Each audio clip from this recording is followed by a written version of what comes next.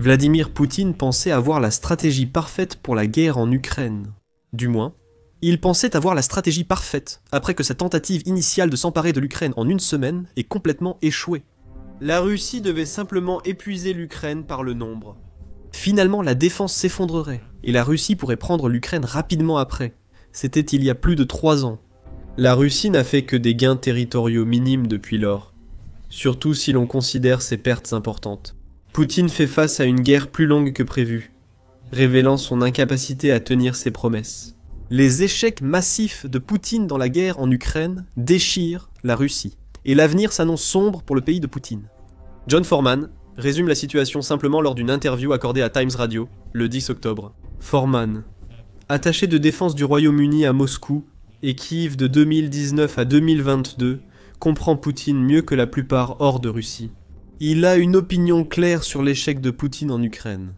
Interrogé sur le lien entre les récentes attaques hybrides russes en Europe et le front ukrainien, Foreman répond simplement « Oui, mais je pense que, vous savez, la Russie a subi une catastrophe stratégique en envahissant l'Ukraine. » Selon Foreman, le principal échec de Poutine est que la Russie n'a pas conquis autant de territoires qu'elle aurait dû.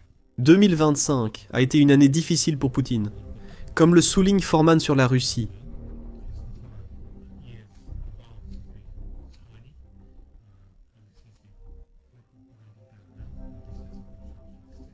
Foreman n'a pas tort. La Russie a commencé l'année en réalisant certaines de ses plus petites avancées territoriales depuis le début de la guerre en Ukraine. En avril, un ralentissement marqué a été signalé, selon Al Jazeera. Elle a cité les chiffres du ministère britannique de la Défense et de l'Institut pour l'étude de la guerre, Institute for the Study of War. Les deux organisations ont donné des avis légèrement différents sur les avancées russes, mais toutes deux ont conclu à leur lenteur. Le ministère de la Défense a indiqué que la Russie n'a conquis que 326 km² d'Ukraine en janvier. En février, ce chiffre est descendu à 197 km², puis à 142 km² en mars. Selon l'Institute for the Study of War, les gains de la Russie étaient un peu meilleurs, mais loin d'être impressionnants. En janvier, la Russie a revendiqué 427 km² d'Ukraine, selon le Institute for the Study of War, suivi de 355 km² en février et 202 km² en mars. Dans les deux cas, il y a une nette tendance à la baisse. Mais Poutine avait au moins de grands projets pour l'été. Il a lancé une offensive estivale pour établir une zone tampon à Soumy et s'emparer de la ville logistique clé de Pokrovsk, dans la région de Donetsk. Poutine a mobilisé des milliers de soldats pour ses objectifs, mais l'armée russe a totalement échoué à les atteindre. Oui, la Russie a conquis plus de territoires ukrainiens cet été qu'au début de l'hiver et au printemps. Mais elle n'a pas obtenu le territoire qu'elle voulait, ni celui dont elle avait besoin pour réaliser des avancées plus importantes par la suite. Comme le souligne Foreman, la Russie est à nouveau en déclin. Le 1er octobre, CNN a relayé que selon Deep State, la Russie n'aurait conquis que 100 miles carrés en Ukraine en septembre.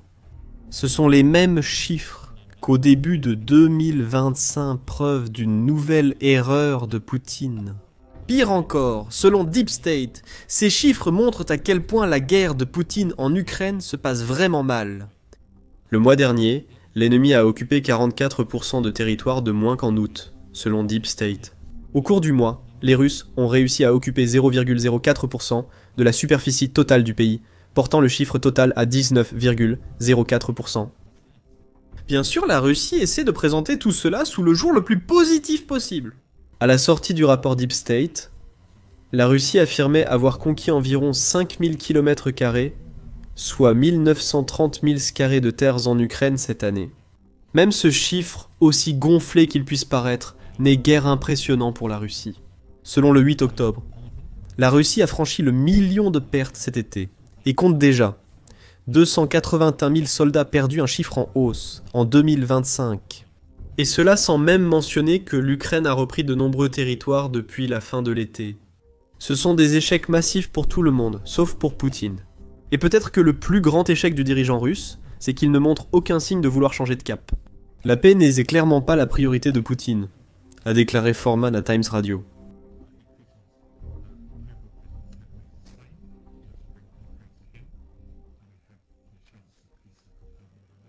Cela amènera également Poutine à intensifier les menaces hybrides et cybernétiques de la Russie contre l'Europe, ce qui pourrait être une autre erreur qui finirait par nuire à la Russie plutôt que de l'aider. Ce point sera abordé bientôt. D'abord, Foreman semble avoir raison sur le refus de Poutine d'accepter la paix. Cela condamne la Russie à encore des mois, voire des années, d'une guerre déjà très coûteuse. Chers amis, la plupart des personnes concernées par la guerre en Ukraine pensent que Poutine ne veut pas déclarer la paix. Kaja Kallas de l'Union européenne l'a affirmé après la visite historique de Poutine auprès du président Donald Trump en Alaska en août dernier. Mais la dure réalité, c'est que la Russie n'a aucune intention de mettre fin à cette guerre de sitôt, a écrit Kallas sur X le 16 août. Pendant les rencontres des délégations, la Russie attaquait toujours l'Ukraine. Poutine fait traîner les négociations, espérant s'en sortir ainsi. Il a quitté Anchorage sans s'engager à arrêter les tueries. Le Conseil de l'Atlantique partage une vision sombre du manque de volonté de paix de Poutine, soulignant que malgré les efforts de Trump, Poutine a souvent cherché à retarder la paix. Des records d'intensité des attaques de drones russes contre l'Ukraine sont battus pendant que Poutine évoque la paix. Le rapport conclut que Poutine a clairement montré qu'il n'a aucun intérêt à mettre fin à la guerre en Ukraine. Même alors que des milliers de Russes meurent, l'approche de la paix de Poutine est encore un de ses échecs monumentaux. Point expliqué plus tard dans la vidéo. Incapacité totale à revenir sur ses positions maximalistes. Ses exigences, comprenant la cession de vastes territoires ukrainiens à la Russie et la neutralisation de l'Ukraine, afin de faciliter une future invasion avec moins de résistance, sont centrales dans ses revendications. Poutine voit désormais le complexe militaro-industriel qu'il a instauré en Russie comme principal moteur économique, selon l'Institut de recherche sur la paix d'Oslo. Mettre fin à la guerre va donc à l'encontre de la volonté du dirigeant russe. Poutine a acculé la Russie dans un coin dont il n'y a pas d'échappatoire. Des signes montrent que même en Russie, certains considèrent désormais la guerre en Ukraine comme vouée à l'échec. Revenons un instant aux pourparlers de paix d'Atlaska. Foreman affirme que certains en Russie estiment avoir été plus nuisibles à leur pays qu'on ne l'aurait imaginé. Foreman minimise l'idée que ces pourparlers aient été un désastre pour Poutine, mais a déclaré à Times Radio « Appelez ça juste une perte totale de temps et d'efforts ». Vous savez, Trump qui tente un coup de poker pour un accord de paix sans préparation à la dernière minute, ça ne marcherait pas, ce n'est pas l'approche russe. Pour eux, c'est vous. C'était une perte de temps, inutile d'espérer un résultat. C'est en net contraste avec ce que ressentait l'élite politique russe après la réunion en Alaska. Le 16 août, Reuters a rapporté que les hommes politiques russes saluaient la réunion en Alaska comme un triomphe pour la Russie. Cela rapprocherait le pays de la version de la paix qu'ils souhaitent atteindre. L'une de ces personnes était Andrei Klitschous, présenté par le média comme le principal législateur du parti Russie Unie de Poutine. La réunion en Alaska a confirmé le souhait de la Russie d'une paix durable et équitable, selon Klitschous. Le président de la commission des affaires étrangères au Kremlin, Konstantin Kosachev, était aussi satisfait. La réunion en Alaska, son ton et son issue constituent un succès notable pour les deux présidents, chacun ayant contribué personnellement à obtenir le meilleur résultat possible à ce moment-là. Alors, qu'est-ce qui a changé depuis août ? Ces commentaires illustrent peut-être des politiciens russes cherchant à plaire à leur chef pour obtenir ses faveurs. Cependant, Poutine utilise souvent ceux qui le soutiennent comme porte-parole, donc il est peut-être plus probable que ce genre de message était destiné à Trump. Poutine veut convaincre Trump qu'il a bien fait et rapproche la guerre d'un accord de paix. Tout cela alors que la Russie continuait de bombarder l'Ukraine, comme elle l'avait toujours fait. Poutine pensait avoir réussi. Trump a compris qu'il ne l'avait pas fait. C'est un nouvel échec stratégique de Poutine qui a gravement nui à la Russie. Et c'est peut-être pourquoi l'opinion selon laquelle c'est une perte de temps devient maintenant prédominante, selon les affirmations de Foreman. Donc, Poutine doit essayer différentes choses pour détourner l'attention de ses nombreux échecs en Ukraine, ce qui nous ramène au point mentionné plus tôt. Les attaques de guerre hybride et cybernétique de la Russie contre l'Europe au cours des derniers mois. Le Conseil de l'Atlantique a évoqué certaines de ces attaques dans un article du 9 octobre, qualifiant Poutine de gangster géopolitique cherchant à intimider l'Europe. Début septembre, une vague de drones russes a survolé la Pologne. Des avions de chasse russes sont entrés dans l'espace aérien estonien quelques jours plus tard. Des drones russes ont aussi été signalés en Allemagne, au Danemark, en Norvège et aux Pays-Bas, membres de l'Union européenne et de l'OTAN soutenant fortement l'Ukraine. Ce sont les attaques évoquées par Foreman qui semblent devenir un élément central dans la stratégie de guerre de Poutine en Ukraine. Le dirigeant russe essaie d'utiliser la guerre hybride pour empêcher les alliés de l'Ukraine d'apporter leur soutien.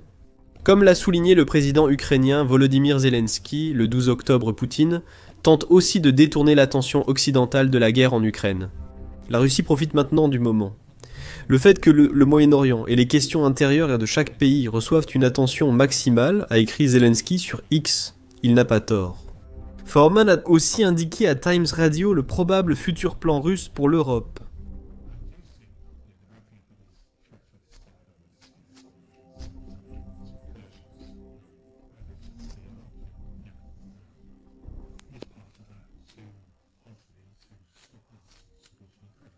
C'est là qu'un autre échec stratégique de Poutine pourrait se jouer. Poutine veut que les alliés européens de l'Ukraine deviennent si méfiants envers la Russie qu'ils arrêtent de la soutenir. S'ils restent centrés sur eux-mêmes, l'Ukraine s'affaiblira. Cependant, Poutine a simplement volé la détermination collective des membres européens de l'OTAN. Ils envisagent là maintenant des réponses militaires aux menaces hybrides russes, comme discuté dans une vidéo début octobre. Regardez cette vidéo pour en savoir plus. Encore plus qu'unir l'OTAN et l'Union européenne contre lui, Poutine fait précisément ce qu'il tente d'inciter l'Europe à faire via les cyberattaques et attaques hybrides russes. Détourner l'attention de la guerre en Ukraine. Diviser l'attention militaire entre l'Ukraine et l'Europe montre que Poutine ne cherche pas à corriger ses nombreuses erreurs stratégiques durant la guerre. Poutine est peut-être si égocentrique qu'il pense n'avoir fait aucune erreur. Ou bien il s'est peut-être entouré de tant de flatteurs qu'il n'en a aucune idée. Les gains territoriaux de la Russie sont loin d'être aussi impressionnants qu'il essaie de le faire croire lorsqu'il en parle. L'accent sur l'Europe est peut-être la plus grande erreur de Poutine. L'Ukraine est un problème majeur pour la Russie, et Poutine paraît incapable de modifier une stratégie qui épuise le pays depuis plus de 3 ans. Et cela nous amène à la façon dont tout cela est en train de déchirer la Russie. Cela se produit même si Poutine ne le voit pas. Cela débute par le statut géopolitique de la Russie. Les actions de Poutine après l'Alaska et la complaisance envers Trump n'ont pas permis à la Russie de garder les États-Unis partiellement de son côté. Tout soutien que la Russie avait des États-Unis depuis que Trump est devenu président a disparu, et Trump parle ouvertement d'offrir plus de soutien à l'Ukraine qu'il ne l'a fait à aucun autre moment depuis son entrée en fonction. Trump estime que l'Ukraine peut récupérer les territoires perdus face à la Russie, ce qui est un revirement complet par rapport à ses affirmations précédentes selon lesquelles l'Ukraine n'a aucune carte en main. L'Institut Lowy estime même que Trump pourrait avoir raison, soulignant que la Russie perd des soldats au combat et subit aussi des frappes ukrainiennes sur ses infrastructures énergétiques qui affectent son économie.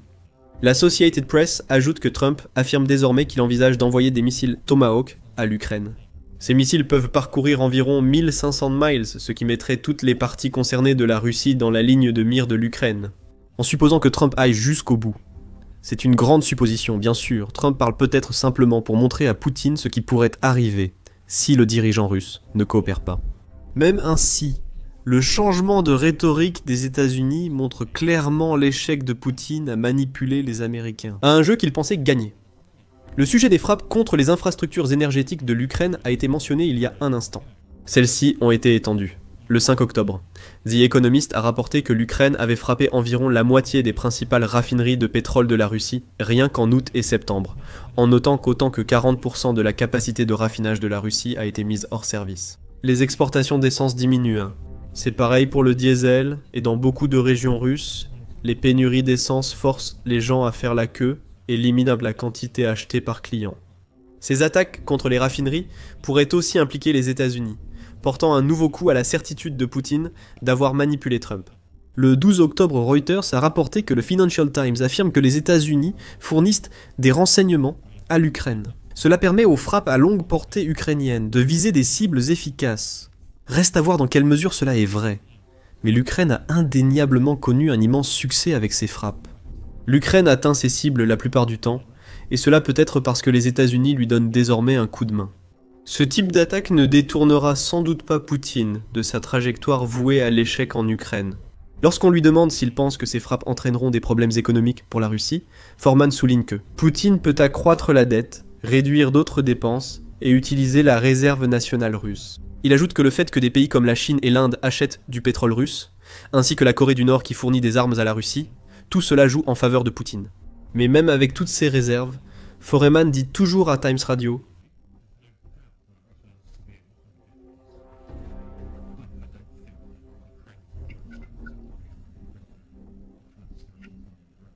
peut-être pas. Mais selon Foreman, ces frappes et une action internationale coordonnée pourrait faire chuter l'économie russe.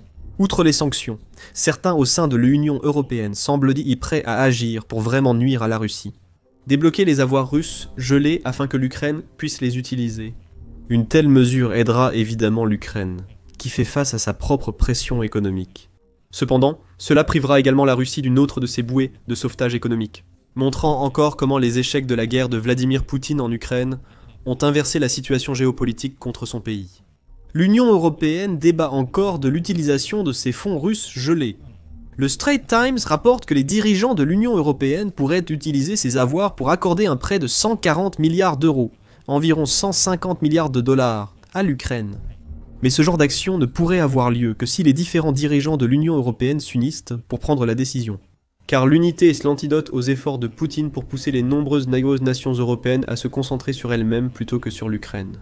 Pourtant, il pourrait y avoir un autre problème qui menace de déchirer la Russie plus que tout autre. Le problème est simplement que Poutine, 73 ans, ne vivra pas éternellement. Réalistiquement, le dirigeant de la Russie n'a peut-être plus que quelques années pour atteindre ses objectifs. Mais si Poutine meurt, aucun remplaçant pour cette figure culte, comme l'appelle Foreman, ne semble attendre dans l'ombre. Foreman précise qu'un renouveau majeur entre la Russie et l'Occident, Ukraine comprise, n'est sans doute possible qu'à la prochaine génération. Foreman affirme aussi que l'objectif de Poutine est de rester au pouvoir jusqu'à sa mort, puis de céder sa place à un successeur. Je pense que le problème, c'est que chaque jour où il reste en fonction, les risques d'effusion de sang lorsque Piotr mourra finalement et que son successeur arrivera, augmentent. Foreman affirme que le successeur de Poutine pourrait moins se focaliser sur l'Ukraine. Un conflit de pouvoir interne en Russie pourrait être aussi nuisible que les actions de l'Occident ou de l'Ukraine contre elle. Peut-être que c'est là le plus grand échec de Poutine ? Son apparente absence de planification pour la suite va être un problème majeur pour la Russie. Poutine l'aurait admis, et selon le Kiev Independent en mai, le dirigeant russe a une liste de successeurs potentiels. Mais quand on dit potentiel, il reste le mot-clé ici. Il n'y a personne que Poutine prépare clairement à lui succéder, et ce fait précipite la Russie vers un dilemme futur. En septembre, Reuters a rapporté des propos étranges de Poutine au président chinois Xi Jinping lors d'un défilé militaire à Pékin. Poutine aurait affirmé par son traducteur que les organes humains peuvent être transplantés en continu. Plus vous vivez, plus vous rajeunissez, jusqu'à l'immortalité. Est-ce la solution de Poutine à la succession ? Ne pas mourir. L'immortalité hante peut-être l'esprit de Poutine, mais cela reste une pure fantaisie. Ce commentaire est peut-être la manière détournée de Poutine d'admettre son plus grand échec. Le dirigeant russe n'a pas anticipé l'après-Poutine après des décennies de pouvoir. Les greffes d'organes ne sauveront pas Poutine, et les nombreuses erreurs que Poutine a commises en Ukraine et dans son propre pays finiront par déchirer la Russie. Autrement dit, si les failles de la sécurité intérieure de Poutine ne provoquaient pas d'abord la chute du pays. Le dirigeant de la Russie consacre beaucoup trop de ressources du pays à l'Ukraine et maintenant à l'Europe. Et c'est une autre erreur majeure de sa part. Regardez notre vidéo pour le savoir. Et n'oubliez pas de vous abonner à The Military Show pour plus de vidéos expliquant comment Poutine pourrait mener la Russie sur la voie de la destruction.